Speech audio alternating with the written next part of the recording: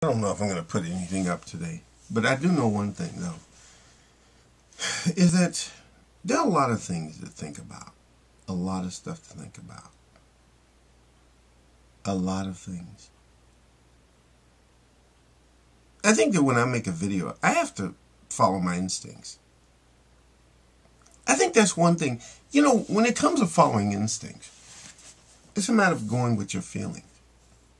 When I'm talking about something, like I was thinking about yesterday, I was having a conversation with someone. I always say what I feel. I say what I feel.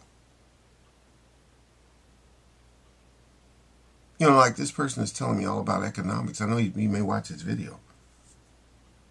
But, I say, I don't really get into all these nuts and bolts and analyze it, because I used to live that life of analyzing everything to death. It's like there's much analyzing as I might do in a video. I don't do that in real life. Sometimes I can have a quiet moment. Sit back and enjoy. I think so many people are striving for greatness. And they're looking at trying to be great and great and great. And what happens is you wind up hitting dead air. You hit dead air when you try to be great, because there is no formula for that. Sometimes greatness is just a matter of chance and luck. But I don't think you can just go in a straight line and go from point A to point B to be great.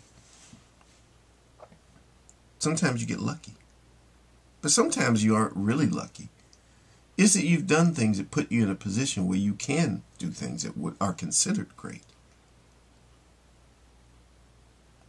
I think that there are things that definitely have to be done. It's just like if you want to be a great musician.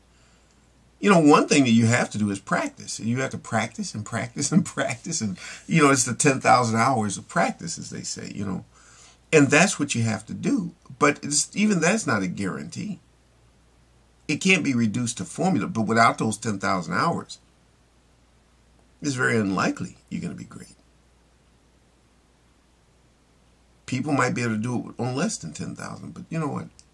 You have to go with the odds. It's just like, in some ways it's like gambling, but not really gambling, because if you were gambling, like if I were playing blackjack, and I get the hand and I got, queen and a 10, I'm going to hold. Could I go ahead and say, give me another hit, and the person might flip, and it may be an ace, and the other person, they flip the thing over and they get it, they get 21, I get 21, push. Maybe if I had, you could always look at any individual case, and you could have always said, well, if I only had done this, if I had taken a chance on that. When you're playing a game, it's live, it's right now. That's life. And so many people look for perfect. Perfect really is a notion about something. And I get to thinking about what is perfect. What do we mean by perfect? Perfect is when we look back and we see the story in a perfect way.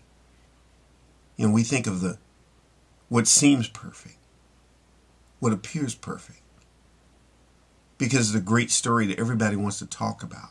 It's like the 1980 Olympic hockey team. I always think about that.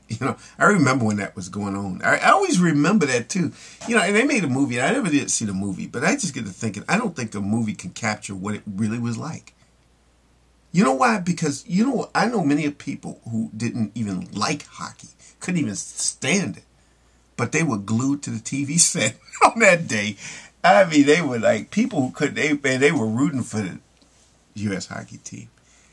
And those are the kind of people who would never, that's like the first, last, and only time they're ever going to watch a hockey game, ever. But it was like, it's the story.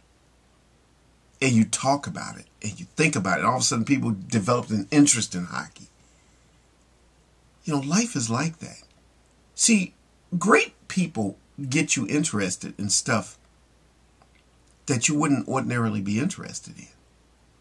Somehow they make it come alive. And that's what I try to do. I try to make things come alive. I try to make philosophy come alive. I think our greatest enemy isn't global warming, it's boredom. Shit, seriously. People don't have much interesting things going on in their lives. They don't have anything that's interesting or worth pursuing or worth looking at. And people get bored. They get bored with life. And it's not that they're going to jump out of a window or commit suicide or even become a drug addict.